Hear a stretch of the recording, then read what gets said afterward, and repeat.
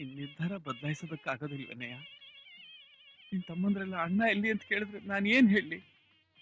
ನಮ್ಮ ಅಣ್ಣ ಎಲ್ಲಿ ಅಂತ ಕೇಳಿದ್ರೆ ಅವನೆಲ್ಲೂ ಹೋಗಿಲ್ಲ, ನಿಮ್ ಮುಗ್ಗಟ್ಟಿನಲ್ಲಿ, ನಿಮ್ ಸಂತೋಷದಲ್ಲಿ ಯಾವಾಗ್ಲೂ ನಿಮ್ ಜೊತೆ ಇರ್ತಾನೆ ಅಂತ ಹೇಳಿ.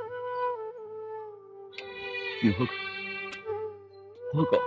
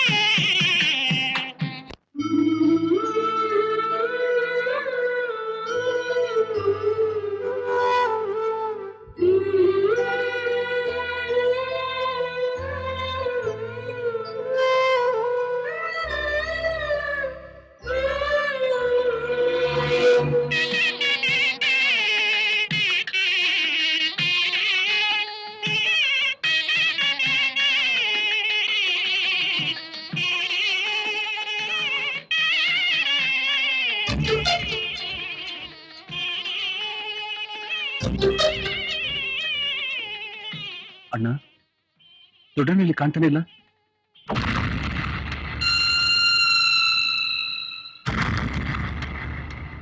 ಇನ್ಮೇಲೆ ನಿಮ್ಮ ಅಣ್ಣ ಬರೋದಿಲ್ಲಪ್ಪ.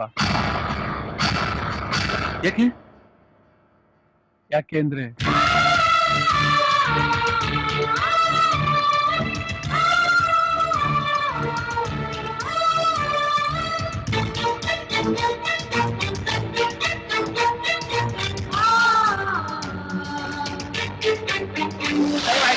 ಗಟ್ಟಿಮೇಳ ಮಾಂಗಲ್ಯಂ ತಂತು ನಾನೇನ ಮಮ ಜೀವನ ಹೇತುನಾ. ಅಣ್ಣ ಬರೋವರೆಗೂ ನಾನು ತಾಳಿ ಕಟ್ಟಲ್ಲ.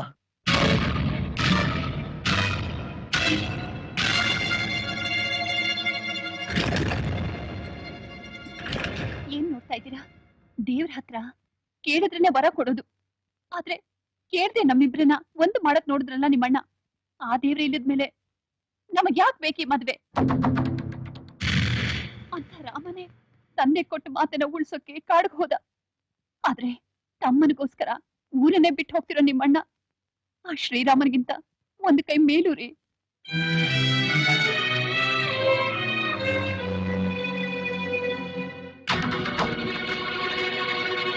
ಯಾಕಪ್ಪ ಹೀಗ್ ಮಾಡಿದ್ರಿ?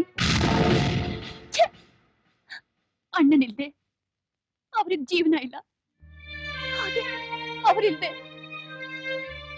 ನನಗ್ ಜೀವನ ಇಲ್ಲಪ್ಪ. ಒಳ್ಳೇದು ಮಾಡ್ತಾ ಇದ್ದೀನಿ ಅಂತ ತಿಳಿದು ನನ್ನ ಜೀವನನೇ ಹಾಳು ಮಾಡ್ಬಿಟ್ರಲ್ಲ. ಇದ್ರ ಬದಲು ಒಂದು ತೊಟ್ಟು ವಿಷ ಕೊಟ್ಟಿದ್ರೆ ನಾನು ಸಂತೋಷವಾಗಿ ಸಾಯ್ತಿದ್ನಲ್ಲ.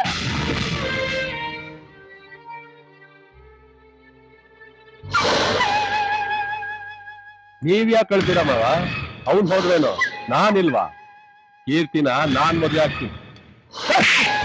ನನ್ನ ತಂಗಿ ಬಾಳನ್ನ ಹಾಳು ಮಾಡಿ ಕೊರಗ್ತಾರ ನಾನು. ನನ್ನ ಮಗಳನ್ನ ನಿನಗ್ ಕೊಟ್ಟು ಪ್ರಾಣ ಬಿಡುತ್ತೀಯ?